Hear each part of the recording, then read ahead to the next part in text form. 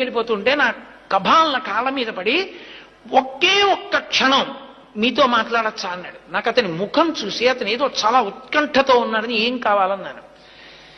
మీరు చెప్పినంత నమ్మకంతో నిలబడితే వెంకటేశ్వరుడు పిలుస్తాడా దర్శనానికి అన్నాడు. నేను హామీ, ఖచ్చితంగా పిలుస్తాడన్నాడు. నేను మీరు చెప్పినట్టు బతికి చూస్తానన్నాడు. అతను ఒక 6-7 నెలలు పరమ ధార్మికంగా చక్కటి జీవనం చేశాడు. అతనికి తెలిసినట్టు తెలిసిండి వెంకటాచలం కొండ మీదకి వచ్చాడు. అతను వచ్చినట్లు నాకు తెలియదు. అతను కొండ మీదకి వచ్చి నాకు ఫోన్ చేశాడు.